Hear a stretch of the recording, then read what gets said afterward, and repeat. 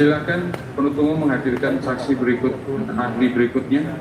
Terima kasih Majelis Hakim yang mulia. Kami hadirkan ahli linguistik forensik. Kami minta kesediaan Asesor Profesor Dr. Andika Duta Bahri SPD Divisi Humaniora. Kami persilakan ke ruangan.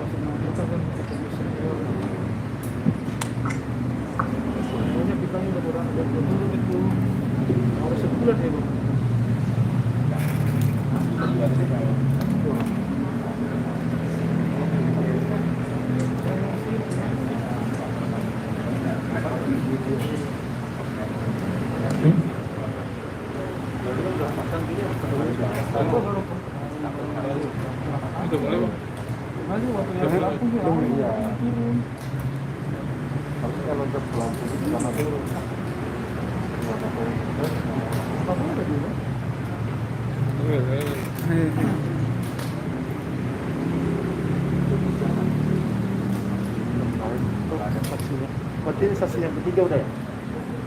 Potong. Kedua. Ini sekarang kedua. Masih kedua. Tadi saya keluar kedua dong. Kedua. Salah. Ketiga. Saya jam 12 tadi kan. Nama lengkap siapa? Tolong bukti di urus saya. Ya. Lanjutin apa ya? Nama lengkap siapa? Andika Duta Bahri yang mulia. Gelar Profesor Dr. Andika Duta Bahri SPD MHUM ya. Siap yang mulia. Lahir di mana? Cimahi yang mulia. Tanggal, bulan, tahun? 29 Januari 1980 yang mulia. Agama? Islam yang mulia. Warga negara? Indonesia yang mulia. Pekerjaan? Dosen pada Sekolah Pasar Sarjana Universitas Pendidikan Indonesia yang mulia. Tempat tinggal? Tempat tinggal di Jalan Binatang Kabupaten Kelurahan Kerja Kecamatan Cimahi Selatan Kota Cimahi yang mulia. Baik, saudara kenal dengan 3 terdakwa di sidang ini? Tahu saja yang mulia. Mengetahui tidak berhubungan keluarga ya?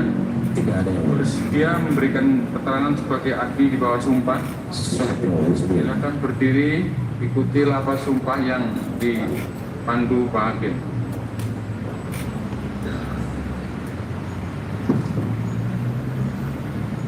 Baik, siap ya. Ikuti lafaz sumpah yang saya ucapkan. Bismillahirrahmanirrahim. Saya bersumpah sebagai ahli akan memberikan pendapat soal-soal yang diajukan kepada saya dengan sebaik-baiknya sesuai dengan bidang keahlian saya. Ya, silakan duduk, saudara ahli ya. Kasih ya.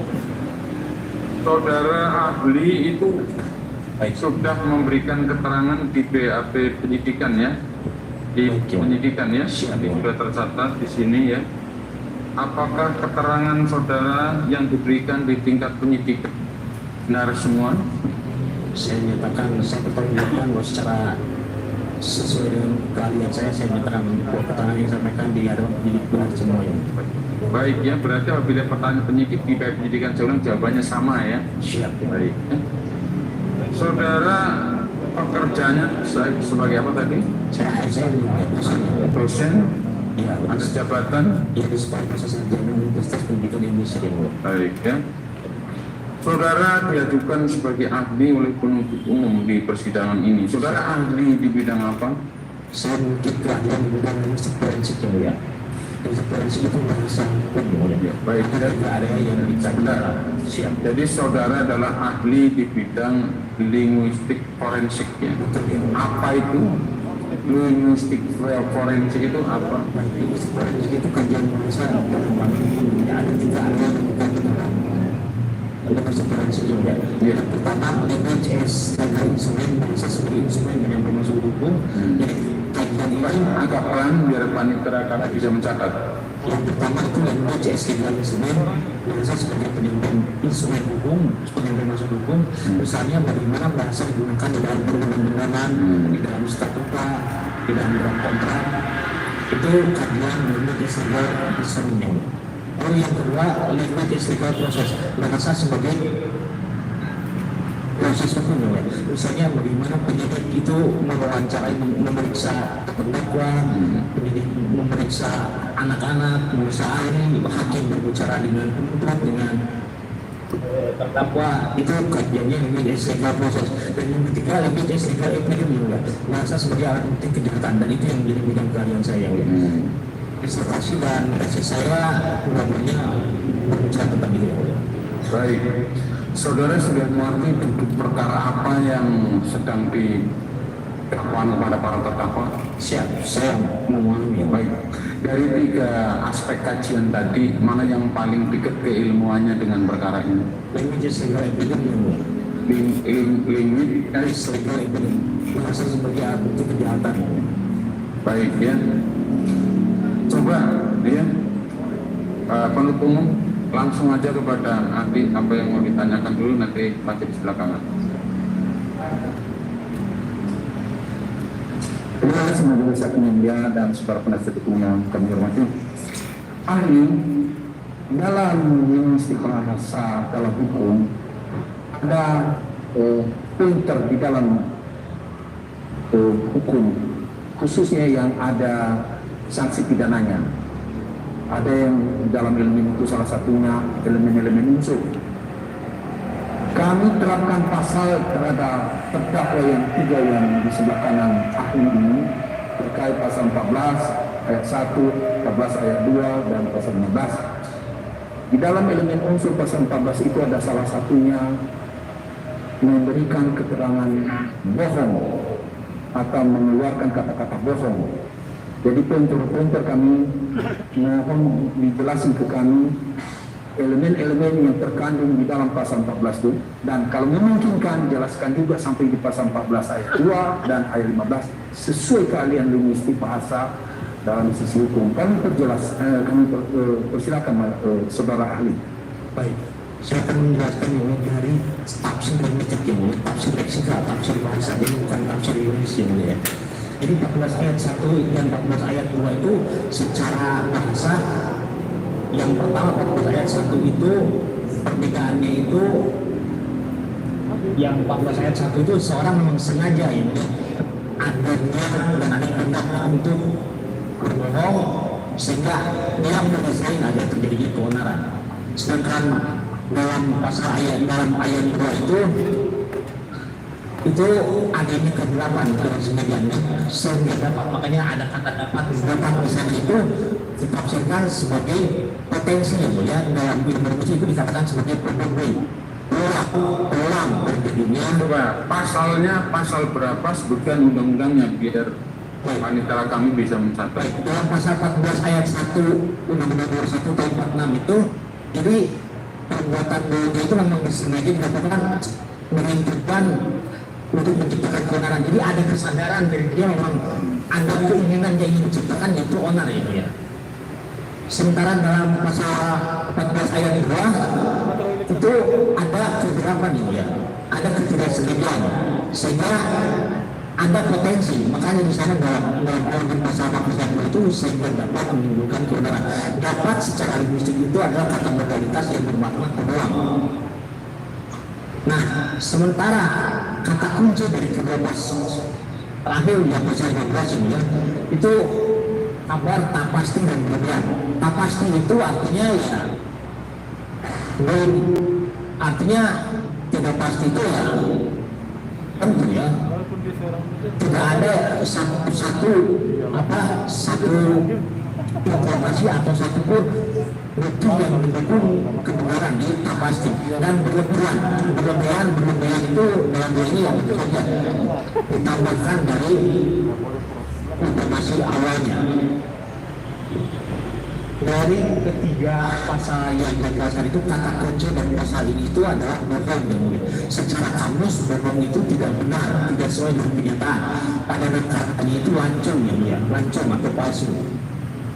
Jadi dalam pasal-pasal yang diatur di dalam Undang-Undang 1 tahun 46, tafsir bahasanya itu yang harus diperhatikan itu bohong, onar. Nah, ini tafsir onar ini.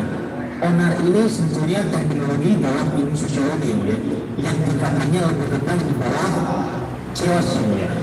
Ini chaos itu berarti chaos itu suatu keadaan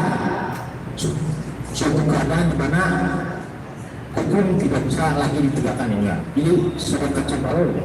Sementara onar itu masih bisa terkendali ya. Jadi nah, secara bahasa onar itu bisa ditafsirkan sebagai kacau, ribut, dan resah itu dalam perspektif secara individual ini ya. Jadi secara individual onar itu cemas, resah, kacau ya. Nah, kalau gejala komunal itu artinya dalam masyarakat, onar itu berarti ributnya ya. Jadi ada beberapa tafsir bahasa terhadap kata onar ya. Dan di dalam pasal itu disebut keonaran, artinya bahwa kata tersebut berkategori nominal atau kata benda ya. Karena kean dalam bahasa Indonesia adalah bentuk pas kata nominal atau benda. Jadi maksudnya itu adalah kacau ya mulia. Ini itu yang bisa dijelaskan ya mulia. Lanjut. Ya, di dalam elemen unsur itu belum pasti onar atau pelaksananya onar. Ada nggak ukuran batasan onar itu? Onar itu bisa jadi karena sekelompok orang tidak senang ribut atau halus musuh sehingga dikualifikasi onar. Maka terpenuhi elemen unsur. Atau onar ukuran pemahaman ahli dimaknai dalam pasal 14 ayat 1 menurut ahli apa? Baik, saya akan ceritakan konteks lahirnya undang-undang ini ya. Silakan gitu. Konteks lahirnya undang-undang ini itu baru sejarahnya ya. Ini undang-undang tahun 46 ya. Undang-undang dalam kemerdekaan. Jadi lahirnya undang-undang ini itu didasari adanya isu bahwa akibat dari berita berbohong dan berbohong itu ongkos sosialnya tinggi di masyarakat, kekerjaan terjadi gitu. Jadi sifat undang-undang ini itu antisipatif bagi BU. Jadi bagi saya menurut secara kebahasaan tafsir dari undang-undang ini justru antisipatif gitu. Bahwa orang itu dalam berkomunikasi memang tidak boleh berkomunikasi karena efeknya berbahaya. Ongkos sosialnya terlalu tinggi juga kalau dibiarkan orang berdua. Makanya dalam prinsip komunikasi itu ada 3 pakem yang harus diperhatikan. Pertama, pakem kualitas. Pakem kualitas itu mengatur jangan pernah kamu mengatakan sesuatu yang kamu sendiri tidak yakin bahwa yang kamu katakan itu tidak benar. Itu pakem pertama ya. Yang kedua, pakem kuantitas. Pakem kuantitas itu berbicara tentang sampaikanlah informasi secukupnya dengan literatur yang kamu ajak bicara. Jadi jangan berbicara berlebihan juga ini kamu. Yang ketiga, pakem cara yang mulia. Pakem cara itu Faktor apa? pakem cara. Pakem cara. Ya, mixture of manner ya disebutnya. Pakem cara itu sampaikanlah informasi dengan cara yang berterima dengan literatur Anda. Jadi kita itu menyampaikan informasi itu harus berterima dengan secara budaya dengan orang yang kita ajak bicara. Jadi itu 3 hal yang mengatur bagaimana prinsip berkomunikasi secara sehat ya. Yang pertama, kualitas, kita tidak boleh berbohong. Yang kualitas itu berbicara secukupnya ya sesuai dengan yang diperlukan oleh literatur. Dan yang ketiga, sampaikan dengan cara yang berterima oleh literatur. Itu kita boleh bicarakan. Jadi lahirnya undang-undang ini justru antisipatif. Terlalu mahal ongkos sosialnya kalau misalnya dari sebuah kendaraan harus terjadi cewas misalnya, lalu kekayaan terlalu mahal ongkosnya kalau harus spesifik ini saya tadi ada di sini terkait dengan antisipatif. Yang saya harapkan pada kasus ini adanya sesuatu kata bohong atau fakta yang tidak sesuai dengan sebenarnya. Lalu apakah timbulnya penyebab akibat dari bohong ini timbul orang berkeberatan, tidak berterima, lalu sekelompok orang yang berkeberatan itu apakah dimasukkan dalam kualifikasi onar, atau onar itu harus dalam keguncangan yang luar biasa? Coba menurut Ali gimana? Tidak, Pak DPU maksud onar dalam undang-undang itu silakan baca keterangan itu bukan gejala material tapi psikis itu. Oh, Ya, bukan bicara material dalam pengertian kerugian terjadi, ya, ada bacok-bacokan, tapi sebetulnya itu gejala psikologis ya. Makanya didefinisikan onar itu serta itu resah ya. Lalu terkait tadi diilustrasikan ada orang yang merasa keberatan dengan adanya berita bohong, ya bisa saja ya terjadi bahwa rasa keberatan itu diungkapkan dan dimotivasi triggernya itu kecemasan, keresahan. Itu yang disampaikan apa dulu? Tidak dalam bentuk material, psikologi kecemasan tidak dilakukan, tapi itu bohong tanpa ada gejala kecemasan yang menimbulkan atau resah. Apakah itu bagian dari onar? Ya jelas lah, onar itu kan kata kuncinya secara literal, secara harfiah itu resah, onar itu resah gitu ya, galau ya. Sebenarnya itu resah secara individual atau komunal? Ini kita lagi individualnya ya, kalau komunalnya itu kacau ya. Lanjut. Nah, oke. Kalau di pasal 14 ayat 2 dan ayat pasal 15 berikutnya, perbedaan yang substansi sekali di dalam hal bohong dengan onar sebagaimana pasal 1, apa yang menonjol? Yang membedakan pasal 14 dan pasal 15 itu, kalau di pasal 14 itu apa bohong, pasal 15 itu tidak pasti ya. Kabar yang tidak pasti dan berlebihan. Jadi perbedaannya di sana. Sementara tidak pasti itu belum tentu bohong. Jadi tidak pasti itu sebetulnya bukan information. Jadi kabar yang belum ada yang memastikan bahwa kabar itu benar atau salah ya. Itu bisa mengambang, itu yang dikatakan tidak pasti. Saya persempit, ada kasus saya doain sih dengan sakit, tapi saya anggaplah dulu ini saya sakit. Saya sakit ini karena memang saya sudah ke rumah sakit, jadi saya mati sakit itu. Tak mungkin orang nggak sakit tidak ke rumah sakit. Ngapain nggak tahu bahwa bapak sakit? Ya saya yang sakit, Merasa sakit ya. nah, lalu ditanya orang atau saya beritahu orang saya tidak sakit. Ya itu lancung, itu bohong, itu Bohong. Orang, temanku ini tahu saya sakit, ikutan bilang mereka itu bapak ini tidak sakit. Nah, apakah itu bagian dari bohong? ya jelas lah, karena tidak sesuai dengan kenyataan. Pertanggung jawabannya sendiri-sendiri atau secara bertiga ini dalam pidananya? Dan konteks pasal ini itu Individual kita.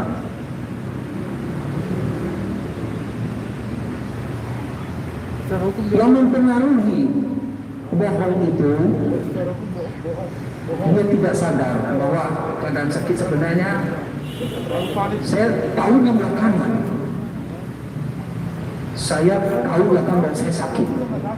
Belakangan ya, sudah saya publikasikan saya tidak sakit. Apakah masuk kualifikasi bohong? itu tidak pasti. Tidak pasti. Ya, karena sesuatu yang tidak pasti dia sudah biasa kata. Hasil dari deteksi atau pemeriksaan dokter menyatakan saya sakit. Lalu saya nyatakan jangan kasih tahu ya. Ini dalam apa ini tolong deh rahasia ini jangan dibuka. Saya dalam bentuk tertutup. Manipulatif, bohong atau tidak berkata jujur. Ya manipulatif itu. Jadi dalam berbahasa itu ada dua hal yang berbeda. Ada error, ada mistake ya. Sudah ada apa? Error itu salah. Salah itu sengaja dia melakukan kesalahan yang seperti tadi manipulatif. Jangan dikatakan ya. Tapi ada juga mistake. Mistake itu yang disebut khilaf ya mulia.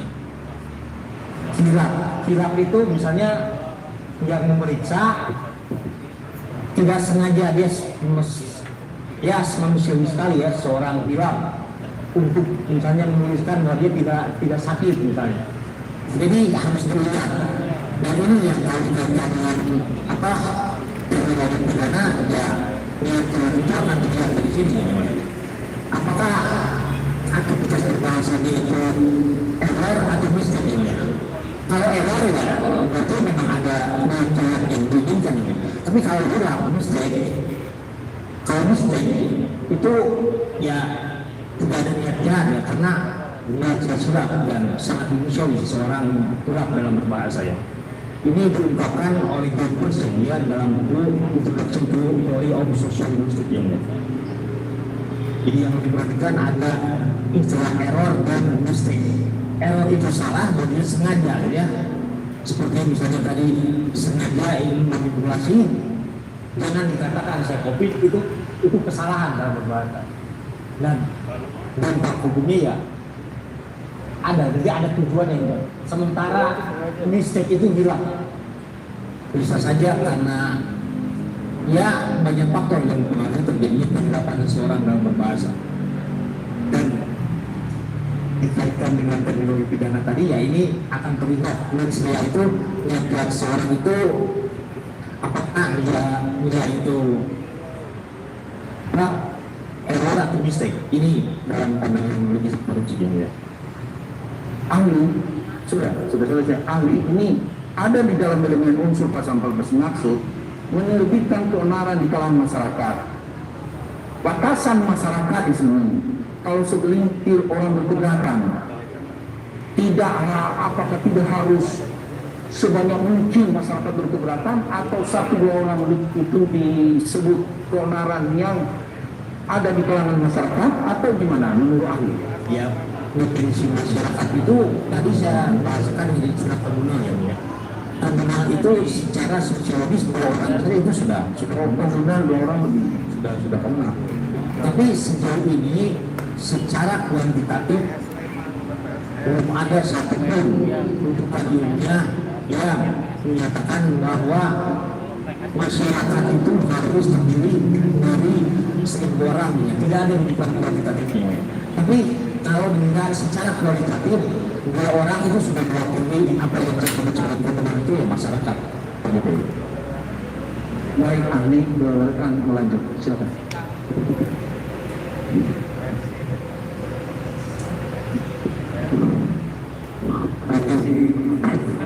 Terkait dengan masih pasal 14.1, 14 ayat 2. Tadi ahli cuma membahas mengenai masalah bohong dan onar. Tapi di sana juga ada kata-kata menyiarkan berita. Ini apa nih yang dimaksud dengan menyiarkan dalam konteks Undang-Undang 146? Baik, menyiarkan itu saya akan mengaku dari strukturnya ya. Dalam kata menyiarkan itu ada bukan ya. Bukan itu dalam bahasa Indonesia itu sebagai penanda kata kerja aktif dari faktif ya mulia. Apa maksudnya aktif dari faktif itu? Jadi aktif dari faktif itu kata kerja yang dilakukan untuk orang lain ya. Jadi dalam hal ini menyiarkan itu dia memindahkan informasi dari dirinya kepada orang lain, itu sudah menyiarkan. Jadi adanya perpindahan informasi itu sudah kategori menyiarkan. Informasi tanpa ada alat atau media itu sudah menyiarkan menurut ahli bagaimana? Ya sudah menyiarkan ketika informasi itu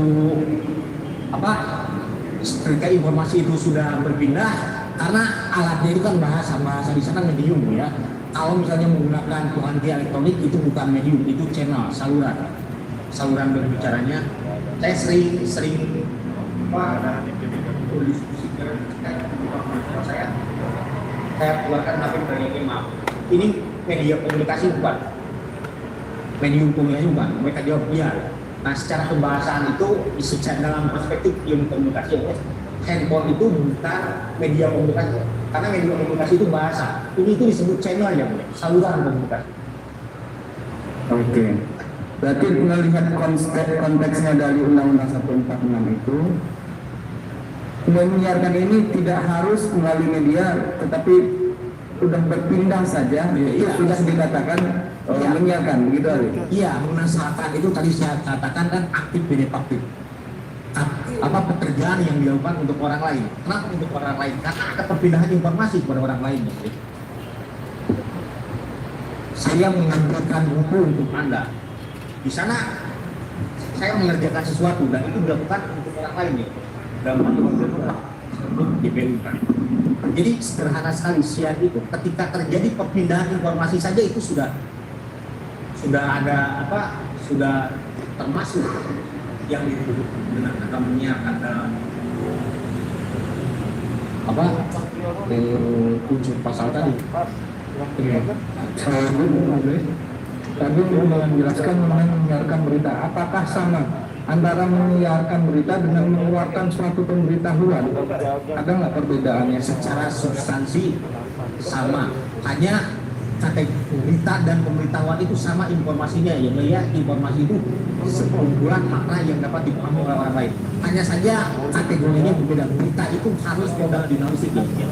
Artinya dia itu terikat oleh profesi yang membuatnya, harus wartawan yang membuatnya ya. Jadi artinya mengeluarkan pemberitahuan hanya wartawan atau pihak lain bisa melakukan. Nah, kalau pemberitahuan itu tidak terikat oleh profesi, ketika saya menyampaikan sesuatu hal itu pemberitahuan. Itu bisa berubah dan bisa juga suatu pemberitahuan itu dikaitkan dengan berita bohong tersebut. Ya, karena kan pemberitahuan dengan berita sebetulnya mengenai itu saja. Hanya mengkhususkan dari definisi menjadi berbeda itu dalam bahasa itu ada yang dikatakan aspek makna Pak JPU. Aspek makna itu unsur distinktif, unsur yang membedakan satu benda dengan hal yang lain. Jadi berita dan pemberitahuan itu sama informasi, tapi yang membedakan berita itu mengandung 5W1H antara ditulis oleh wartawan, sementara pemberitahuan itu informasi saja yang dikatakan oleh seseorang. Dan terkait dengan berita bohong ya sudah sangat mungkin pasti karena ada kaidah tautologis dalam apa menyiarkan. Biasanya ada pemberitahuan itu sumbernya dari mana? Itu kaidah tautologis. Ada beberapa cara untuk menyiarkan berita dan mengeluarkan pemberitahuan itu ada beberapa metode atau beberapa cara, bisa dijelaskan Pak? Ya, dari mediumnya ya bisa secara verbal dan secara non verbal. Secara verbal itu misalnya menggunakan bahasa, non verbal itu misalnya menggunakan gestur ya.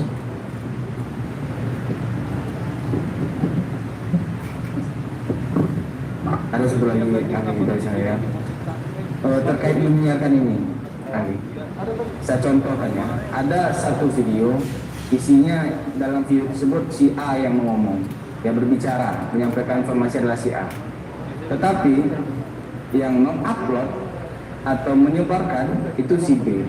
Nah, ini terkait dengan unsur menyiarkan ini bagaimana? Siapa ini yang dikategorikan menyiarkan menurut contoh itu? Dua-duanya. Cuma yang tadi yang pertama itu membuat berita bohong dan menyiarkan. Kalau yang kedua dia jadi menyiarkan saja. Dua-duanya bisa menyiarkan ya. Untuk mempertegas tadi, Siap. penutur sumber yang tahu tadi seperti yang kasih contoh sakit dan penutur ya, saya ceritakan bahwa saya tidak sakit. Lalu tanggung jawab atas hubungan saya itu tadi saya sendiri ya. Iya. Oke. Karena Bapak sudah menyiarkan ini sudah menyampaikan statement bahwa ada makna yang bisa saya pahami. Baik Pak Ali. Lalu yang tadi rekan saya mengetahui keadaan saya. Ya. Lalu dia manipulasi atau tidak berkata yang sejujurnya, tanggung jawab bersama dengan kami atau dia sendiri. Ya dia sendiri. Demikian juga yang sebelah dari pihak teman Tuni. Dia berkata seperti itu. Saya teman Tuni pasangan ini sehat-sehat saja. Siap. Padahal saya sakit. Ya. Dia betul bertanggung jawab atas perkataan itu. Ada lagi? Terima kasih ahli terkait unsur dari pasal 14 yang menyatakan menerbitkan keonaran di kalangan rakyat. Tadi sudah dijelaskan oleh ahli terkait dengan jumlah orang atau komunal yang bisa dikatakan sudah melakukan keonaran. Ini terkait masalah dampak atau efeknya. Apakah sudah harus terjadi dampak atau baru berpotensi aja sudah dianggap suatu keonaran, menerbitkan keonaran? Baik. Penjelasannya. Yang saya katakan tadi ya, kalau yang 14 ayat 1 itu otomatis ya, sudah terjadi keonarannya. Ya. Kalau ayat 2-nya itu dapat saja, berpotensi saja itu, ya, jadi jangankan terjadi adanya keributan, ada potensi terjadi keributan saja itu sudah tidak diperbolehkan. Maksud saya, kalau mempertegas ya, yang dimaksud dengan keonaran apa? Efek apa saja yang ditimbulkan oleh keonaran? Saya sudah menjelaskan keonaran itu dalam tafsir bahasa bisa dilihat dari gejala personal ya. Gejala personal itu ketika seorang merasa resah, merasa cemas dengan suatu informasi itu sudah onar. Sementara gejala komunalnya itu adanya keributan ya. Tapi ribut itu persepsinya itu bukan persepsi material, ini bukan persepsi psikis.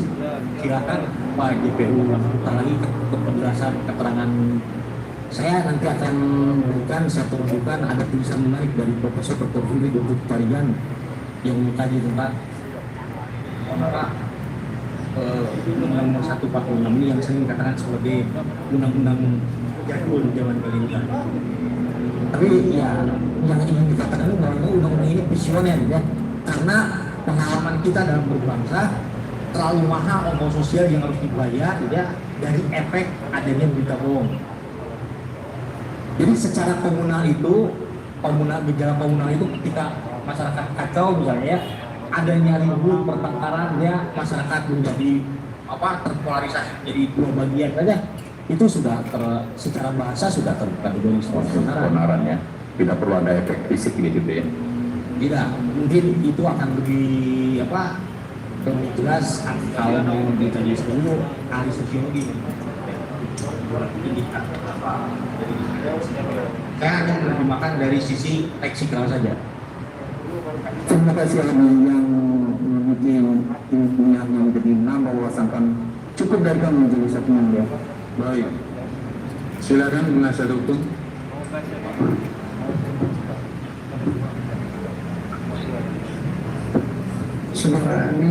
Saudara ketika diperiksa di penyidikan, ya, pada waktu itu saudara sudah diceritakan tentang perkara yang saudara akan membuat keahlian. Ya, saya Saudara, ya, tersangkanya juga disebutkan mana tersangka. Ya, Sebutkan baik. Video-video juga diperlihatkan dan masih ada di HP saya juga. baik majelis kami dengan penjelasan ini mohon dicatat bahwa kami keberatan terhadap objektivitas dari keterangan ahlinya karena sudah dari awal sampaikan tentang siapa perkaranya seperti apa, kemudian bukti-bukti perkaranya juga diperlihatkan. Ini pendapatnya lebih pada subjektivitas ini akan mohon dicatat. Baik. Dan kami keberatan sebelum dalam konteks beliau ini sebagai ahli. Yang kedua, saudara kan tidak sepenuhnya mendapatkan informasi yang secara faktual, itu versi dari penyidikan. Ya, prinsip pemeriksaan itu mutual trust Pak. Adanya saling percaya antara saya sebagai ahli dan penyidik sebagai orang yang percaya. Karena dia meminta ke kantor saya dan saya ditugaskan begitu. Artinya secara kelembagaan ya, saya harus percaya dengan apa yang dikatakan oleh pemeriksa kepada saya.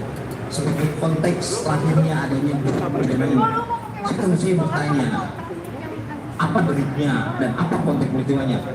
Dan kalau misalnya penyidik berbuat pada saya itu bukan urusan saya dan tidak ada kewenangan saya untuk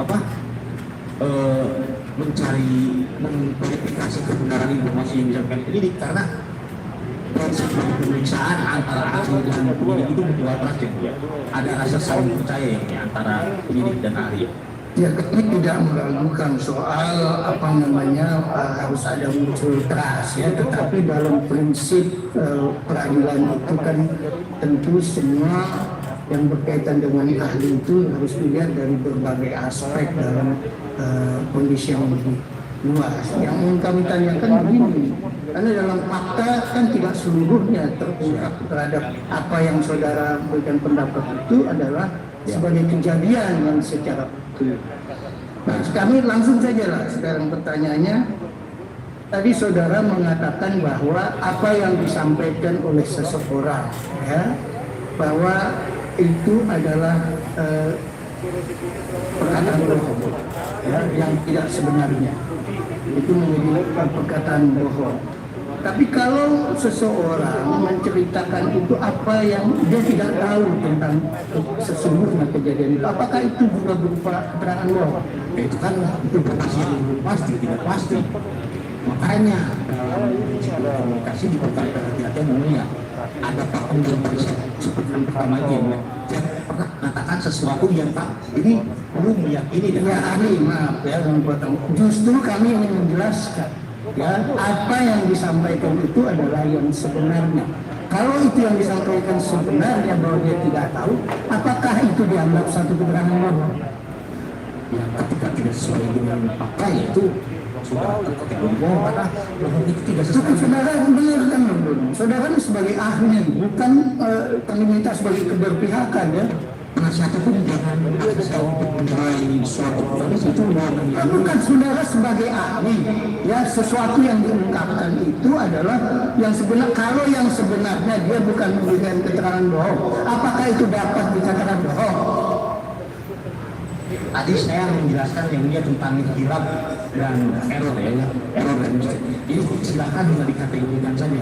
Apakah dalam kategori yang tadi itu kesalahan atau tidak? Jadi itu kewenangan yang mudah, saya tidak berani. Ini keterangan yang mulia saudara sebagai ahli. Kalau ada sesuatu yang dijelaskan, itu bukan yang dia jelaskan itu adalah sesuatu yang disampaikan, itu bohong. Tapi kalau ada sesuatu yang disampaikan, dia tidak tahu itu, apakah itu perbuatan bohong? Secara terang, ya itu bohong. Sesuatu dia tidak tahu yang dia katakan itu, ya, itu dianggap satu perbuatan bohong. Dia tidak tahu tentang apa yang dituduhkan bohong itu adalah sesuatu yang menurut saudara tidak benar, betul. Ya, agak aneh juga ya, ada sesuatu informasi yang dia. Baik, sekarang begini langsung, ya. Sekarang ini kan sedang pandemi COVID. Siap. Ya, seseorang dinyatakan positif COVID itu berdasarkan ketentuan pemerintah. Saudara tahu peraturan pemerintah tentang COVID? Ibarat yang mulia untuk ditanyakan kepada saya ya. Bagaimana tidak relevan? Ini tentang sesuatu yang berkaitan, ya, berkaitan. Bahkan ini sudah pada arah tentang apa yang akan dibicarakan. Saya ada, Saudara penasihat hukum dan ahli, sebetulnya cuma begini. Pertanyaan dari penasihat hukum aja yang diganti. Jadi artinya ada seseorang mengatakan sesuatu itu, pada saat mengatakan sesuatu itu keadaan yang diketahui dia pada waktu itu. ya. Tetapi hari berikutnya ada keadaan lain yang dia tidak tahu apakah dia berbohong pada waktu itu. Padahal pada waktu itu dia menceritakan keadaannya yang sebenarnya. Tetapi dengan gantinya hari, besok keluar hasil PCR ternyata berbeda. Apakah saya berbohong? Karena saya belum tahu. Pertanyaan sebetulnya itu. Ya. Jadi kemana-mana. Terima kasih Majelis. Gimana Pak? Apakah itu berbohong? Ya, dia sudah berbohong ya, karena dia mengatakan. Jadi begini, orang itu hari ini mengatakan saya sehat karena saya belum ada tes PCR-nya. PCR itu baru keluar besok, gitu loh. Saya mengatakan saya sehat. Apakah dengan mengatakan kondisi pada saat sekarang saya mengatakan sehat itu, saya berbohong karena keadaan besok hari ternyata tes PCR-nya sehat? Oke, itu tepatnya mengatakan sesuatu yang tidak pasti. Berita yang tak pasti. Silakan, teruskan. Baik, terima kasih. Saudara tadi mengistilahkan bahwa keonaran itu dapat diindikasikan dengan keresahan, ya, Secara tabus maknanya resah atau cemas, kan. Kalau misalnya bahwa seseorang yang kemudian tujuannya hanya sekedar mengklarifikasi, jadi dia menyatakan pengen tahu sebetulnya kejadiannya apa begitu.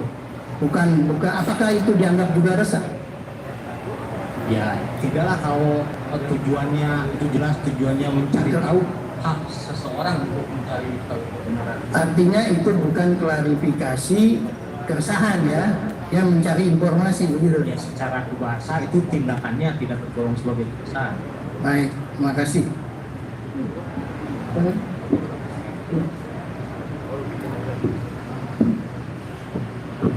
Saudara saksi, ini saudara mengatakan soal chaos. Chaos itu bahasa apa ya? Ya bahasa dari bahasa Inggris. Tapi dia bahasa Indonesia juga, dimaksud selama bahasa Indonesia juga. Ya, dia diadopsi dalam Kamus Besar Bahasa Indonesia mulai dari kamus terakhir, kamus 2008 pun lemma chaos atau entry chaos itu sudah ditemukan dalam kamus ini. Baik, dari sisi bahasa tidak pasti itu apakah sama dengan benar? Tidak. Beda ya. Baik, dilanjutkan.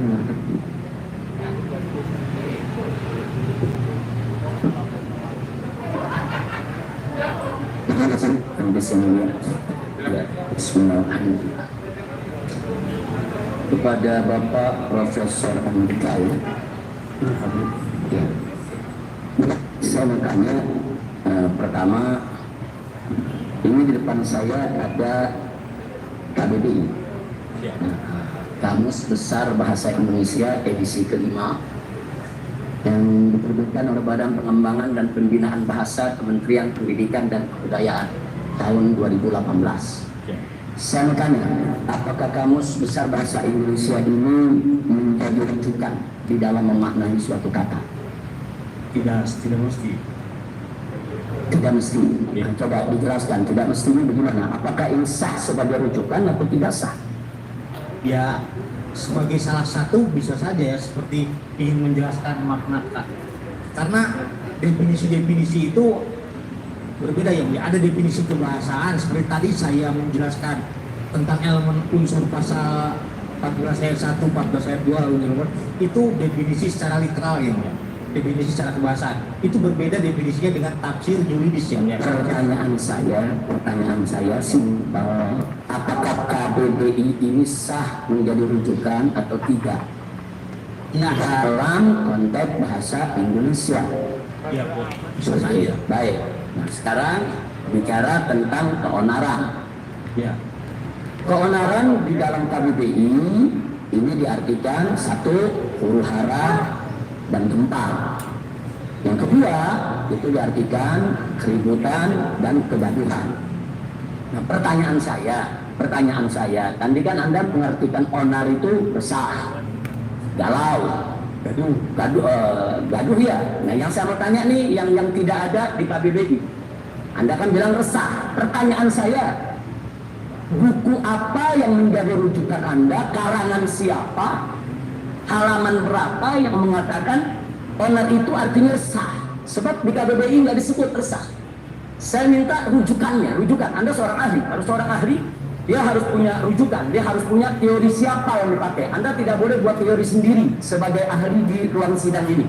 Baik, silakan. Saya sebutkan rujukan yang digunakan John Butler Introduction to Theory of Linguistics.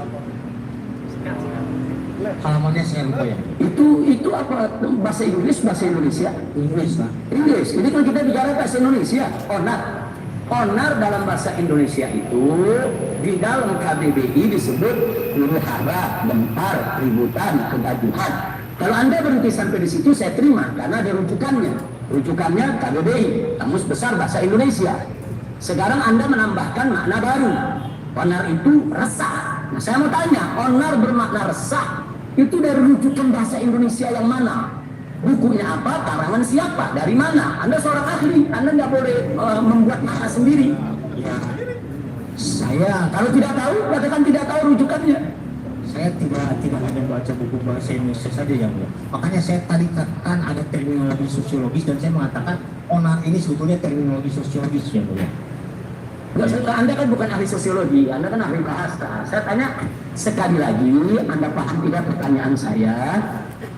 Onar diartikan resah, itu rujukannya kemana? Kalau tadi Anda mengatakan onar itu diartikan kegaduhan, rujukannya ada di KBBI disebut. Onar diartikan huru hara, KBBI disebut. Tapi onar diartikan resah, ini di KBBI tidak ada. Saya mau tanya, saya mau tahu Anda sebagai ahli, dari mana Anda bawa itu kata resah? Tadi saya sudah mengatakan ini, saya menemukan onar dikategorikan cemas itu dalam buku Introduction of Theory of Jadi bukan buku bahasa Indonesia ya, bahasa Inggris ya. tidak menemukan dalam bahasa Indonesia. Dalam bahasa Indonesia nggak menemukan. Ya, Saya menurut pendapat ya, artinya pendapat itu pendapat saudara. Baik, silakan. Itu pendapat ahli, artinya di sini tidak ada rujukan dalam bahasa Indonesia, rujukannya ke bahasa Inggris. Terima kasih. Baik, berikutnya. Sekarang kita bicara masyarakat. Nah, tadi Anda sudah jelaskan bahwa 2 orang pun bisa disebut masyarakat secara komunal. Nah, lagi-lagi di sini kalau kita lihat di dalam KBBI, nah, di sini nggak ada ketetapan soal jumlah. Arti masyarakat banyak sekali di sini jelaskan, dari masyarakat hukum, masyarakat adat dan lain sebagainya. Saya bacakan saja. Masyarakat dalam KBBI di sini disebutkan segala manusia dalam arti seluas-luasnya dan terikat oleh suatu kebudayaan yang mereka anggap sama. Nah, pertanyaan saya, kalau tadi Anda menyebutkan secara kualitatif 2 orang itu sudah bisa disebut masyarakat secara komunal, ini rujukannya apa? Saya bicara rujukan lagi sekarang. Saya mau tahu, akhirnya itu mesti punya rujukan. Rujukannya buku apa, karangan siapa, terbitan mana? Saya mau tahu, katakanlah kalau halamannya lupa, tapi harus ada rujukan yang jelas. Dari mana saudara ahli bisa mengatakan 2 orang saja sudah bisa disebut masyarakat? Karena saya seumur hidup, umur saya 56 tahun, baru sekarang saya dengar kalau masyarakat itu 2 orang sudah disebut masyarakat. Nah, saya mau tahu, silakan. Nah, kalau tadi juga sudah menjelaskan dalam pengertian saya tadi mengatakan indikator yang pasti secara kuantitatif dan masyarakat itu belum 1.000 orang itu tidak ada yang mulia. Iya, enggak, yang 2, yang saya tanya bukan yang 1.000, yang saya tanya Anda mengatakan 2 orang aja udah semua masyarakat secara manual, itu pendapat pribadi Anda atau ada yang punya teori semacam itu? Kalau punya teori siapa? Berujukan ke bahasa Indonesia yang mana? Itu pendapat saya. Pendapat pribadi, ya, terima kasih. Jadi di sini ini pendapat pribadi karena setahu saya bahwa di dalam saksi ahli itu dia harus punya dasar teori yang jelas, rujukan yang jelas. Dia tidak boleh membuat teori baru, yaitu di dalam persidangan. Terima kasih. Itu yang saya mau tanya. Baik, berikutnya. Tadi ada pertanyaan dari saudara pengacara. Mungkin karena kalimatnya saja yang susunannya berbeda. Tadi juga sudah disampaikan oleh majelis hakim. Saya mau tanya lagi. Saya mau tanya begini, ada seseorang, sebetulnya pertanyaan sama tadi, cuman saya merubah sedikit biar lebih mudah dipahami. Ada seseorang ketemu dokter, ditanya oleh dokter, bagaimana keadaan Anda? Dia jawab, alhamdulillah saya baik-baik saja dok. Saya tidak pusing, saya tidak muntah, saya tidak demam, saya nafsu makan, normal, saya baik-baik saja. Terus kata si dokter, ini kan lagi musim pandemi sekarang. Kadang-kadang ada orang sakit kan tanpa gejala. Nah, bagaimana kalau Anda ikut saya periksa PCR untuk memastikan Anda itu sakit atau tidak? Orang ini menurut, ya bolehlah deh, untuk jaga-jaga. Nah, kemudian dilakukan tes PCR. Begitu dilakukan tes PCR, ternyata dia positif COVID. Nah, kemudian dokter mengasih tahu, ternyata hasil pemeriksaan Anda ini tidak sehat, Anda itu sakit. Nah, orang ini mengatakan, oh begitu dok, terima kasih dok, lalu apa yang harus saya lakukan? Dikasih petunjuk oleh dokter untuk berobat, isolasi, minum obat, dan seterusnya. Setelah itu dia bertemu kawannya. Kawannya tanya, kamu sehat? Kali ini dia mengatakan, oh tidak, saya sakit. Kemarin habis periksa PCR, ternyata saya sakit, saya tidak sehat. Nah, sekarang pertanyaannya, pada saat pertemuan pertama dia dengan dokter, dokter tanya, bagaimana keadaan kamu? Saya baik-baik saja, nggak ada saya rasakan sakit. Karena dia tidak tahu sama sekali. Nah, karena ini kan bicara objektivitas dokter itu berdasarkan pemeriksaan, tapi subjektivitas seorang pasien itu berdasarkan apa yang dia rasa. Nah, jadi pertanyaannya, apakah saat ditanya oleh dokter tadi sebelum dia tahu bahwa saya sehat-sehat saja, apa dia bohong? Tidak. Terima kasih. Nah, itu jawaban indah sekali dari Anda seorang ahli. Terima kasih. Baik. Kemudian saya lanjutkan kepada ya tadi sudah disebutkan, yaitu tentang keonaran. Saya mau tanya satu saja terakhir dari saya. Kalau ada suatu demonstrasi, satu demonstrasi kecil-kecilan, katakan umpamanya misalnya 20 orang, kan demonstrasi di negeri kita itu kan diizinkan, ada undang-undang penyampaian pendapat.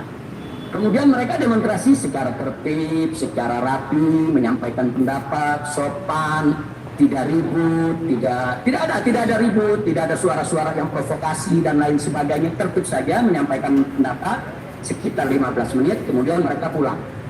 Pertanyaan saya, demo semacam itu yang damai, yang tertib, yang rapi, apakah itu juga bisa disebut keonaran? Susah untuk menjawab itu ya. Susah untuk menjawab. Ya. Karena harus diukur apakah demo itu didorong oleh kecemasan, dan saya tidak. Ya, ada ukuran lain. Baik, cukup. Nah, cukup bagi saya cukup. Anda punya jawaban tadi. Baik, yang mulia, majelis hakim yang mulia, saya ingin kembali mengingatkan apa yang tadi diingatkan oleh para pengacara saya, bahwa ini persis seperti saksi ahli yang tadi yang mulia, yaitu pertanyaan di nomor 3 itu tentang kronologis peristiwa, diterangkan nama saya, nama Dr. Andi Tatat, nama Habib Hanif, peristiwanya semua saya maklumi, karena orang diperiksa dikasih tahu dulu Anda diperiksa dalam perkara apa.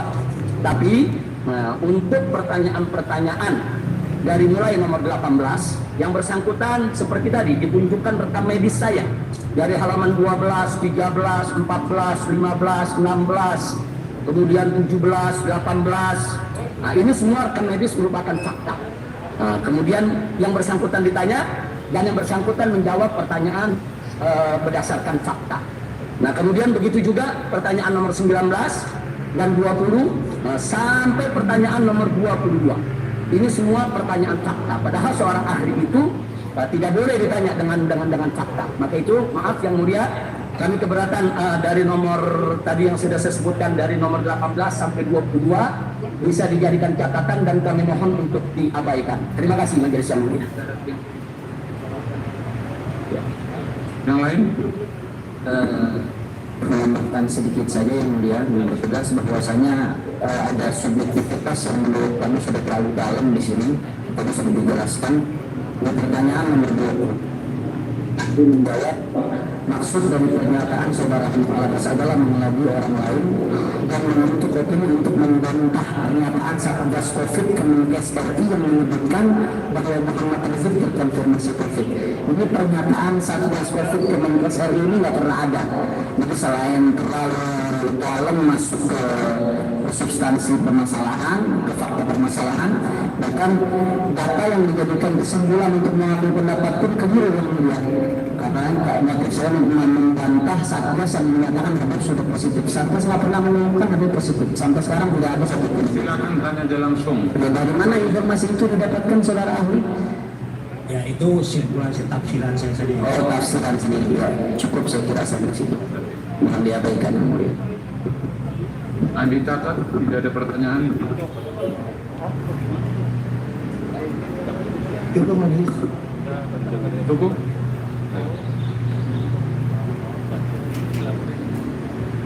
Baik ya. Para terdakwa terhadap keterangan ahli ini sama seperti ya, ada yang keberatan ya terhadap poin-poin yang Kami minta diabaikan karena pertanyaan itu menyangkut fakta yang mulia. baik.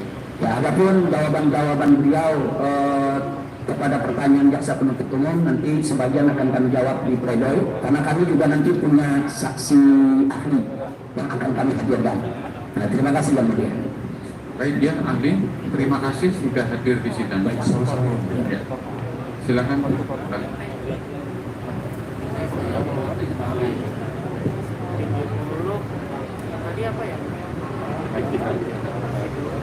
Baik ya, saudara penuntut umum, apakah masih ada ahli yang akan dihadirkan?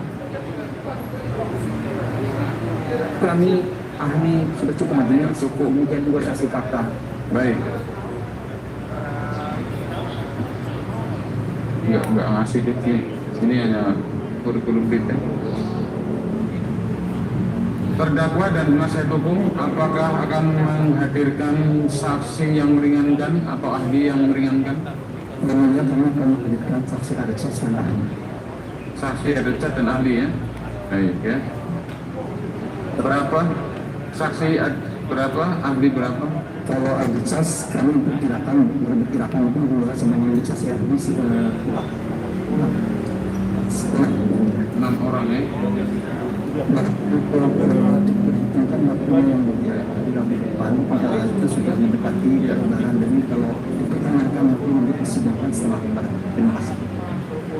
Jadi begini, kami sudah musyawarah ya untuk sidang berikutnya karena hari Rabu itu sudah cuti bersama ya. Jadi ke hari Senin. Hari Senin silakan dihadirkan.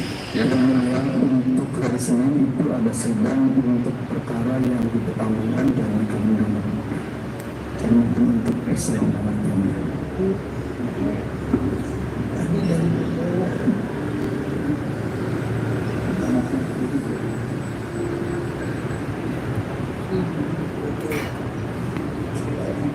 Majelis yang mulia, untuk ahli terhadap perkara ini ada sebagian dari luar daerah. Ada yang dari Solo, dari NTT, dan dari Jogja, mungkin untuk bisa selepas lebaran. coba saya dengar dulu tanggapan penuntut umum. Dia minta sidangnya setelah lebaran. Majelis Hakim yang mulia berkenan dengan perkara ini tidak terlepas dari subjeknya. Kami berpikir tadi setelah selesai saksi pemeriksaan ini kami akan melaksanakan pemeriksaan saksi mahkota antara para terdakwa. Selanjutnya untuk saksi berikutnya izinkan kami sesuai schedule kita yang kita jalankan karena waktu ini. Baik, kalau begitu saya tanya dulu kepada penuntut umum dan penasihat hukum ya, untuk pemeriksaan saksi mahkota ya, apakah nanti akan diperiksa secara sendiri-sendiri, jadi saling menjadi saksi, atau akan diperiksa secara bersamaan? Artinya keterangan terdakwa akan dianggap sekaligus juga keterangan saksi. Itu saya jawab dulu. Ya, dari kami penuntut umum majelis, begitu selesai dia bersaksi dalam arti saksi mahkota, itulah keterangan, itulah bagian dari keterangan terdakwa. Jadi berbarengan itu merupakan keterangan terdakwa. Baik, penasihat hukum. Baik, dengan demikian ya, pemeriksaan saksi mahkota adalah terakhir karena itu bersamaan dengan pemeriksaan terdakwa kan? Ya. Kan begitu? Ya. Ya. Nah, sekarang adalah untuk menentukan kapan saksi adecat dan ahli yang akan diajukan oleh penasihat hukum terdakwa. Majelis Hakim sudah musyawarah dengan kebijakan di hari Senin. Ya, silakan dihadirkan. Ya, hari Senin tanggal berapa itu? Tanggal 10. Ya, silakan. Ya.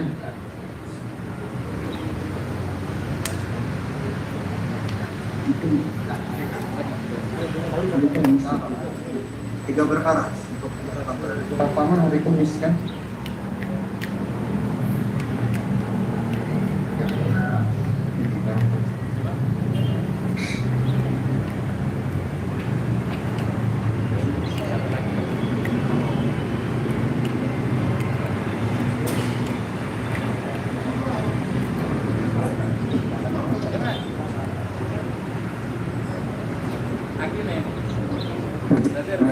Senin acaranya apa ya penuntut? Di Saksi ada saksi. masih saksi. Saksi bukan tuntutan.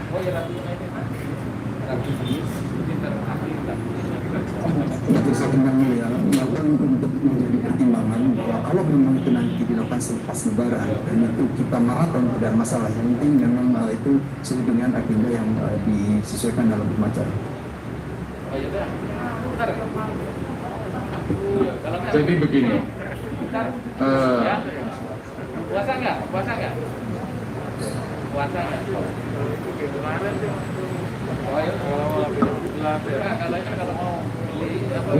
Telepon security deh, mau dingin, minum dingin.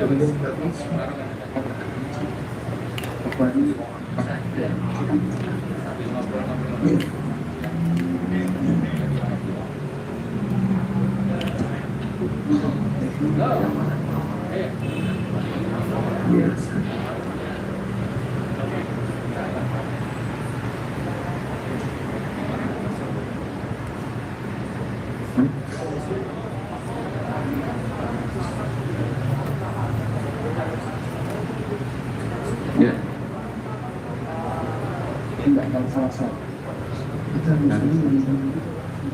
Baik ya, majelis hakim sudah musyawarah karena ahli dan saksi adat saksinya itu banyak ya. Jadi kita tetapkan hari Selasa besok ya, hari Selasa. Hari Selasa kan tidak ada sidang perkara pertamburan, hari Selasa ya. Nanti kalau tidak selesai dalam satu hari Selasa, bisa kita musyawarahkan untuk setelah Lebaran sisanya ya. Karena kalau terlalu kita tunda setelah Lebaran itu terlalu lama ya, terlalu lama perkara Anda.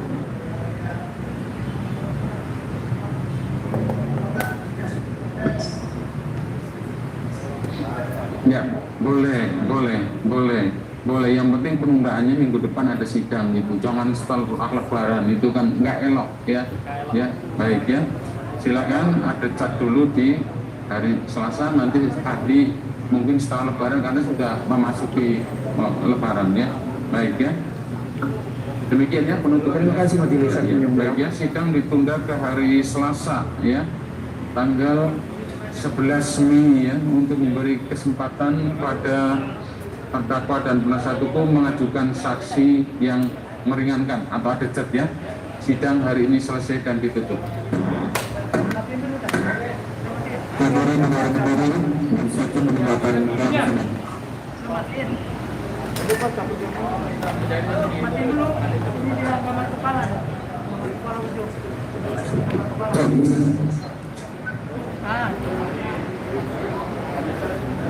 Teman-teman semua, kami sampaikan profesional persidangan.